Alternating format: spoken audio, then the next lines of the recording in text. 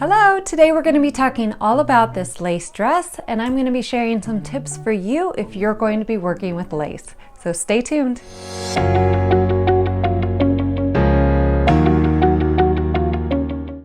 Welcome to my channel. My name is Shannon and I blog over at indoorshannon.com. There you can find lots of sewing tutorials, pattern reviews, and more. So please make sure you check out the blog. I will link it in the description below. If you follow me on Instagram, you may have seen that I recently posted this pink lace dress. Now, something you should know behind the scenes is this dress gave me a lot of trouble from the beginning.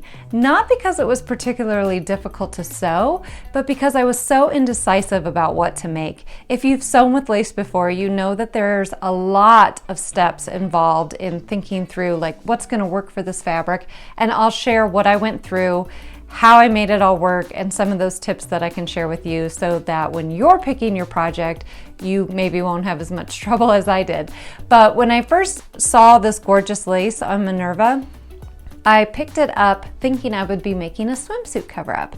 And when it came in person, I just realized it was far too gorgeous to use as a pool cover-up. It was too fancy, to put it mildly, and I didn't want to use it for those purposes. So I changed my mind, and here's what happened.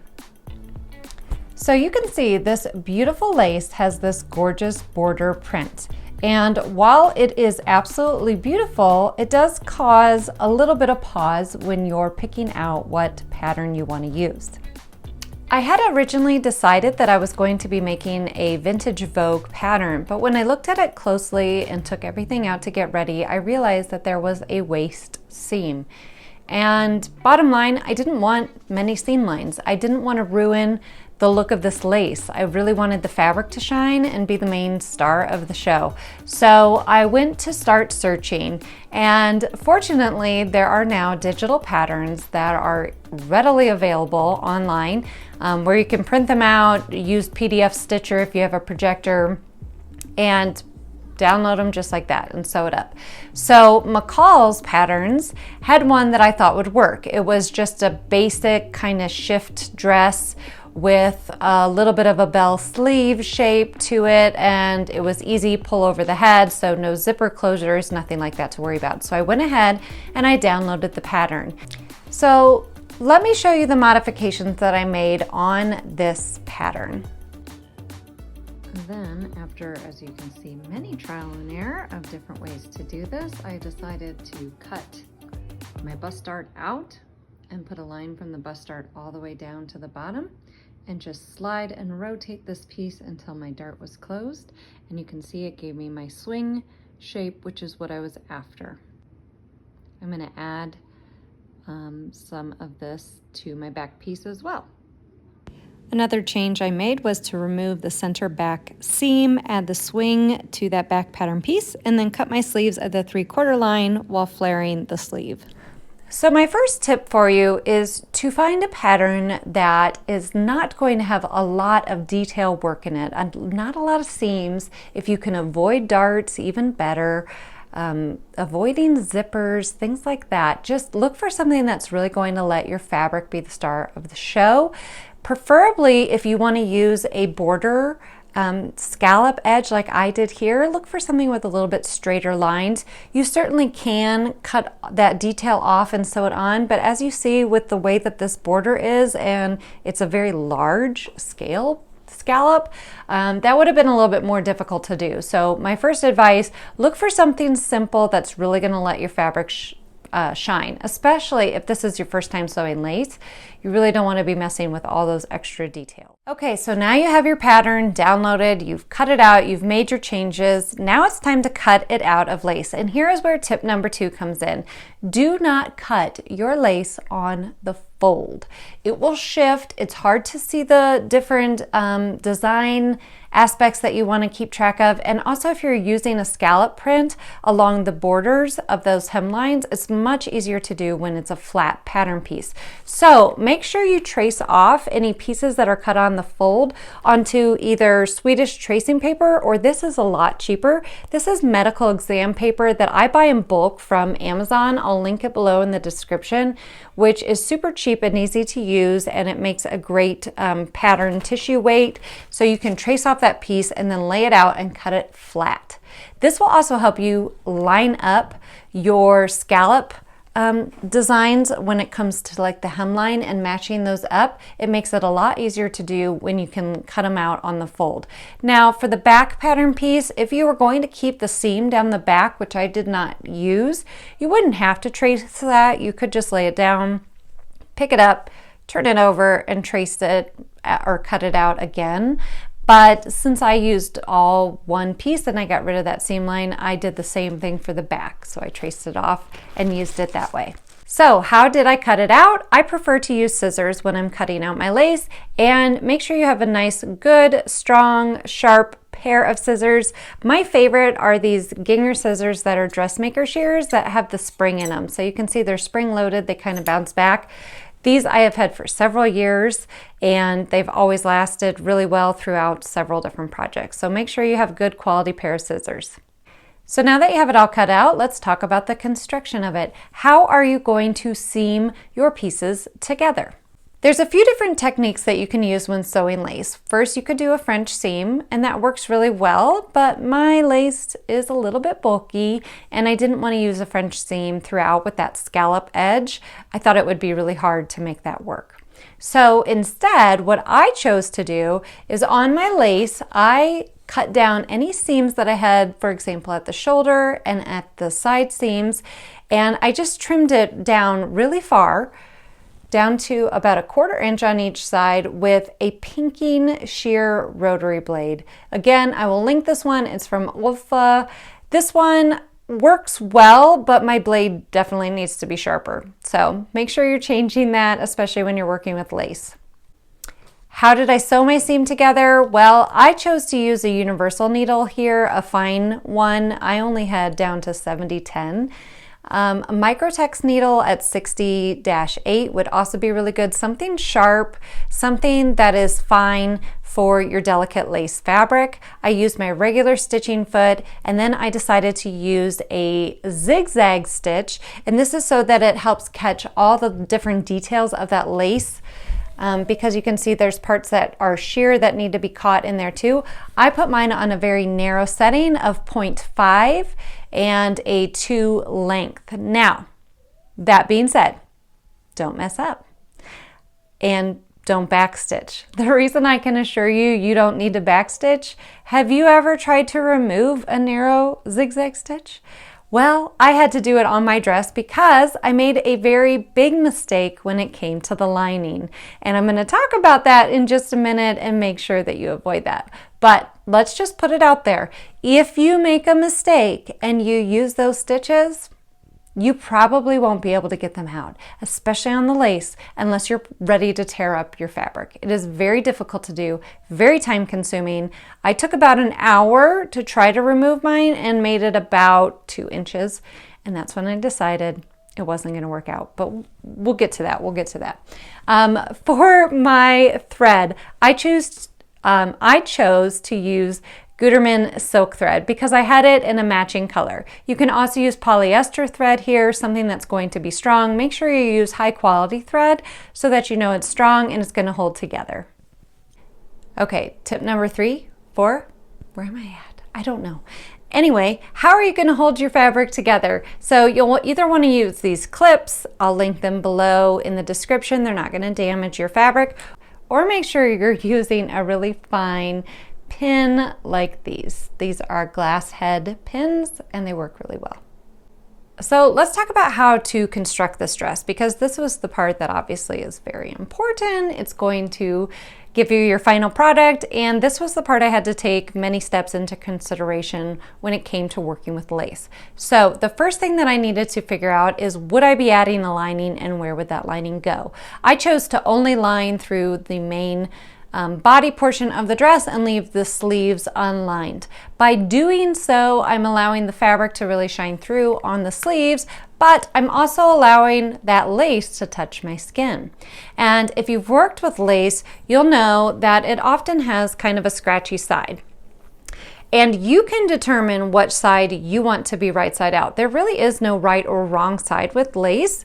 If you wanted that heavier scratchy side to be facing out, you could do that. And then you don't really need to worry because this is a pretty smooth, soft fabric on the inside. But I chose to have the smooth side facing out. It was a little bit shinier, and to me it just looked like the right side of the fabric, so that's what I chose to do. But when you do that, you need to be thinking about, will the lace be touching my body? And if so, what am I going to do to prevent any kind of scratchiness against my skin?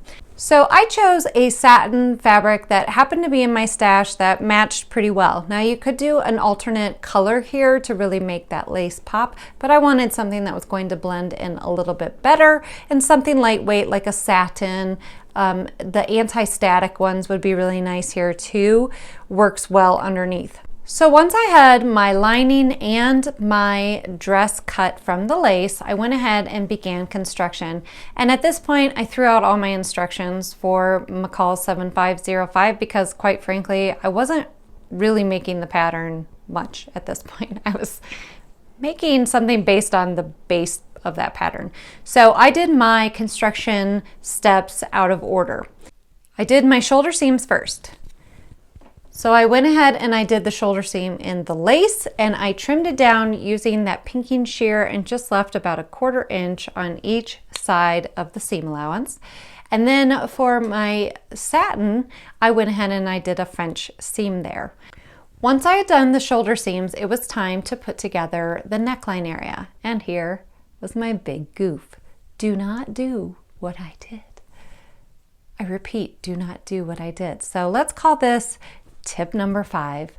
Line your dress the opposite of how you would typically put a lining in. And what I mean by that is when you're working with this sheer fabric, you have to remember that everybody will be able to see your lining.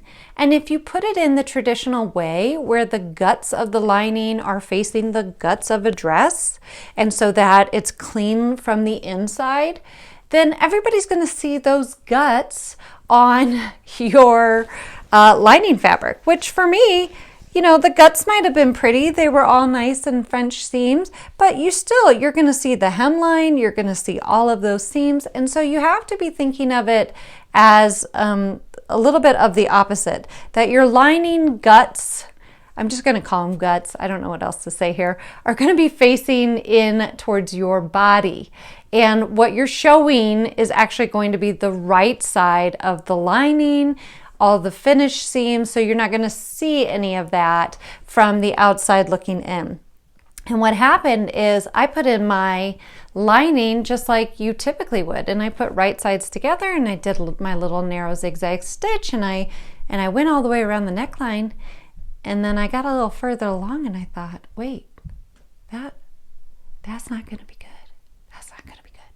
And like I said, I took about an hour, maybe 2, to try to unpick that, but that narrow zigzag stitch, I mean, it's in, and I was going to tear up my lace. So instead, I had to very carefully cut as close as I could to that seam and then put it back together.